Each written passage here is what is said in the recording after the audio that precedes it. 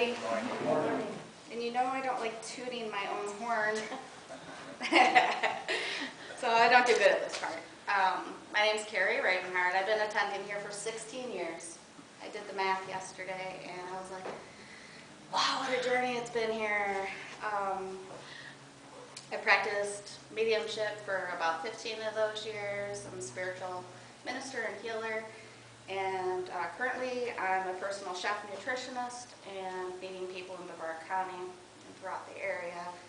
I'm a Ojibwe native and also Celtic Irish, so I kind of bounce back and forth between ceremonies and stuff like that, and I've shared a lot of those here.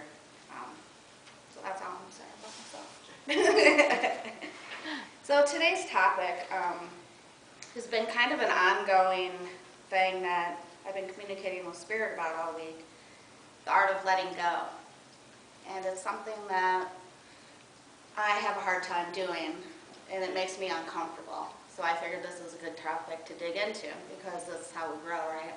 We get uncomfortable and we just put it out there and see how others feel about the situation. So we know our life is shifting when Spirit is paving the way.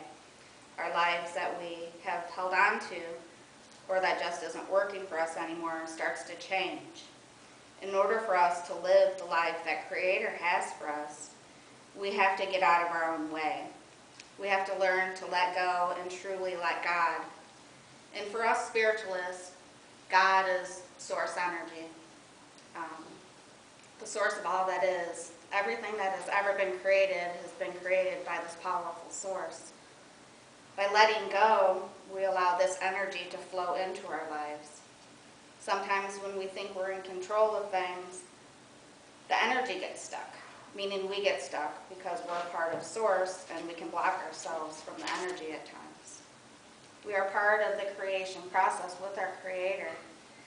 And when we are in the flow of Source energy, we are tapped into our highest good. I'm not sure about you guys, but when I think that I'm making the decisions in my life, all the squirrels start to run around. You know, I think I'm in control of things, I'm going to do this, I'm going to do that. But for me, if I don't start in the morning and ask what Creator wants, that's when my day goes chaotic. So I'm a bit stubborn, however. So it takes me some time to get kicked in the butt and to wake me up to, hey, Carrie, are you really allowing Source in, or are you playing that game where you're in control? So, are you ready to get in alignment for your highest good, or are you ready to keep playing with your squirrels? How do we do this if we've been in a funk for a while? You know, the funk is what I call when we're not communicating with Source energy, when we're not setting intentions and allowing Creator to work with us and through us. And whether it's stuck financially, emotionally, physically, spiritually, or especially mentally, it really takes a havoc in our lives when we don't talk to God first. So what can we do to get out of the funk? What can we do to feel better about our lives? Well, you take intentional time to find joy. You make yourself spend time with you. What brings you joy? Not joy you find in another person, or joy from nature, pure Source energy. Joy from watching a sunset, pure Source energy. Joy from taking a jog on the beach, pure Source energy. With yourself, by yourself. When is the last time that you took a walk alone without a phone, or without people talking to you? When have you just tapped into the elements that nature has for you? It's important that we take time to tap into this energy that's available to us. And again, try this with no distractions, just by yourself. When we take intentional time to be quiet, some may meditate to achieve quiet, others may take a shower to achieve quiet, because it's the only place that we don't hear anything but water. So find time to be silent. Make it a priority daily. Get in a spiritual practice of being spiritually connected to yourself. We can, in this space of silence, listen to what Source has for us instead of always going to Source to ask for something or to pray for something. Practice being in the receptive mode and just listen. Allow for the energy to flow to you out of being in alignment with Creator, not forcing it by asking for things all the time. So do you know when you're in alignment or when you're forcing things? Energy knows the difference. During the state of quiet, connection will start to flow to you, which leads to letting people, places, and things shift. We realize those things that don't belong on your next journey start to make a lot of noise. It's to keep you in that vibration that the things we're used to you being in before you want to elevate, or before Spirit brings you to a new path. These habits that have kept you in the funk start to make lots and lots of noise. For example, eat more junk, go to that drive-thru. You only live once, right? Hang out with that friend that only wants to party or use you for a venting tool. One-sided relationships that sometimes we get codependent on because we feel needed. Even though you spend time with that friend, you feel drained every time you're around them. And eating that Whopper that you got through that drive-thru, you're going to feel like crap. But sometimes we still choose it. We still choose to do the things that keep us out of our higher vibrational frequency that we could be in. But as you spend time in the silence, you change your energy and you become more in tune with what Source has for your highest good, and you start to choose yourself. You start to choose a higher vibration for your new journey. You start to say to that funk, no thank you. I'm going to make a beautiful, beautiful dinner tonight, and I'm going to enjoy the food that's going into my body because I only live once. We have to remember we only live once. I deserve to feel great. Everybody deserves to feel their best. You start to say no thank you to that friend who brings you down and lowers your vibration. You start to realize that all of your friends are not really friends at all.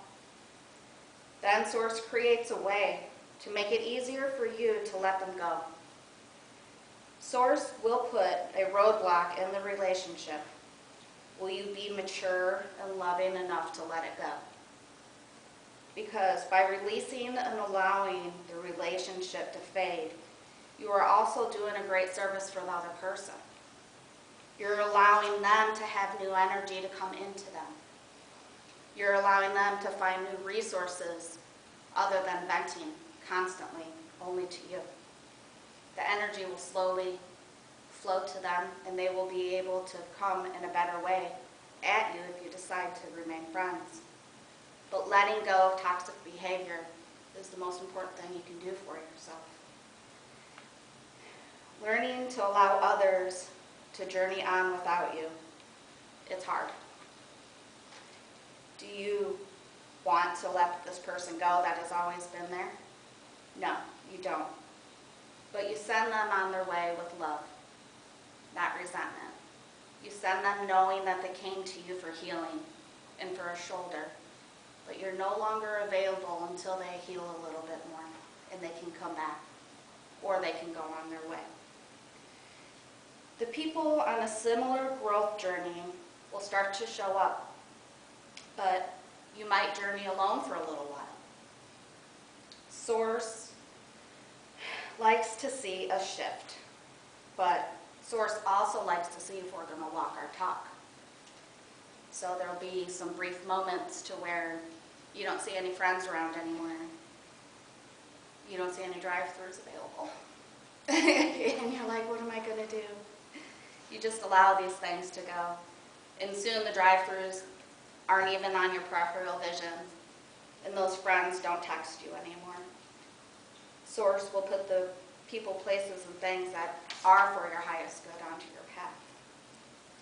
So by letting these people go with love, it'll bring more love to you, because love attracts love. You will be amazed by the people that do show up. Everything is energy. Laws of the universe are very real. It takes effort to change our behaviors, however. Small steps lead to growth. Every single day is an opportunity to co-create with our Creator. If your life isn't going the way you desire, it's time to look in the mirror. This is why I mentioned find joy in yourself, not in another person. Because some people are really only here for a season. And they'll only be a small part of this journey. And becoming too attached to other people for joy is the fastest way to get back in that funk. What will you do when things shift out of your codependency mode? These are what I call growing pains. Allow for all the emotions to get in motion and allow for them to go. Again, send them on with love. Sit with how you're feeling. It's okay to cry, scream, or whatever emotion comes up when you're letting things go.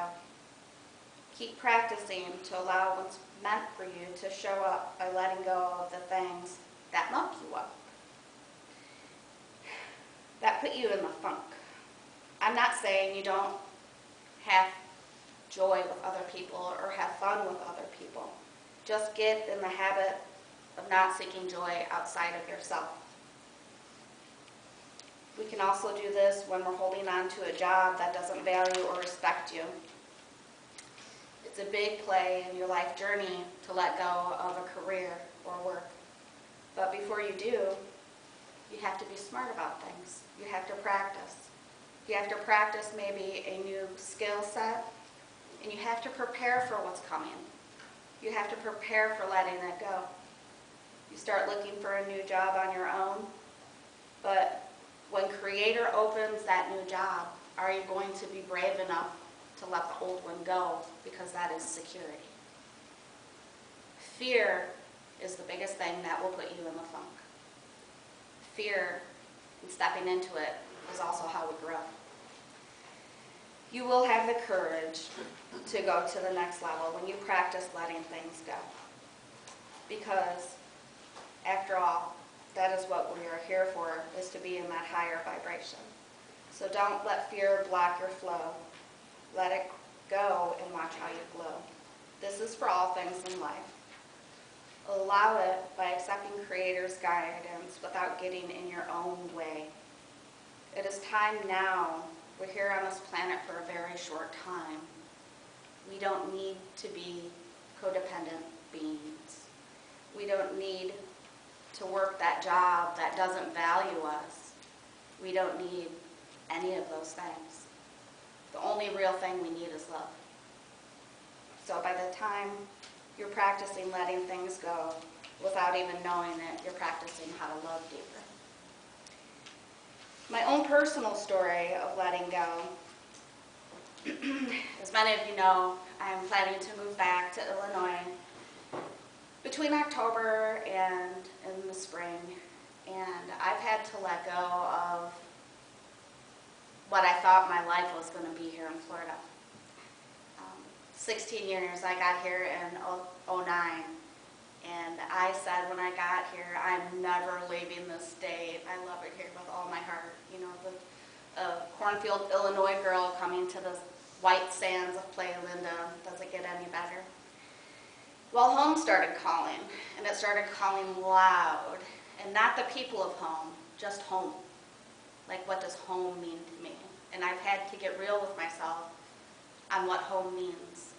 And I had to let go of the thoughts of permanency anywhere. Because God will put you in places that God knows you're going to do your best at. So I had to let go, and I had to let go of feeling like I'm never going to be here again. Because Florida will be here.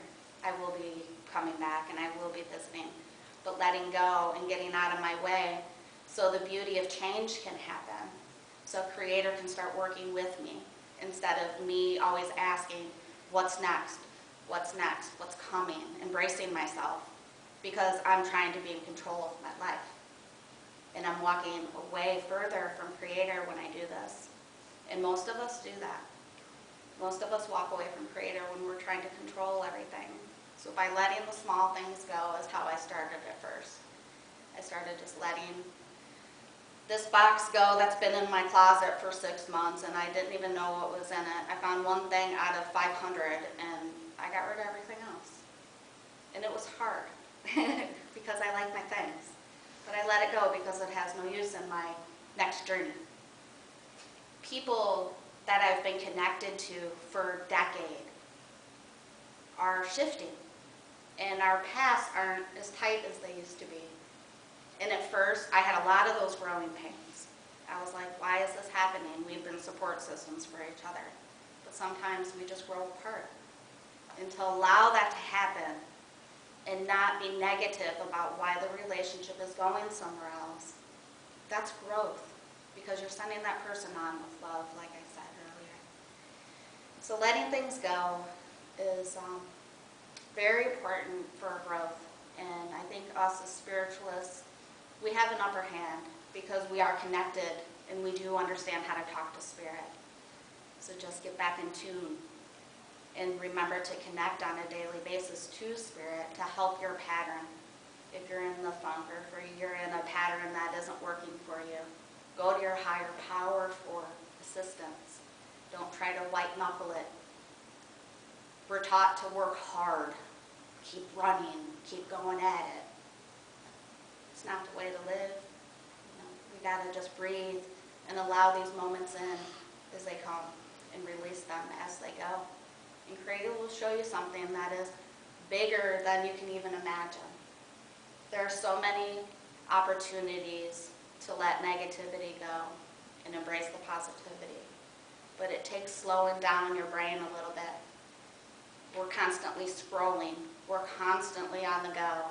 We don't know how to slow down and just breathe and be into our bodies. When's the last time you consciously breathed into your body even? We're all shallow breathers. All of you are holding your breath. I can feel it and see it. Take a breath, get it in and release it. That's why Rosie does these beautiful meditations, is so we can let go before we receive a message or before we receive service. We let go. So remember to intentionally let go daily and watch how beautiful your life's going to unfold. That's all I have. That's enough. That's a lot.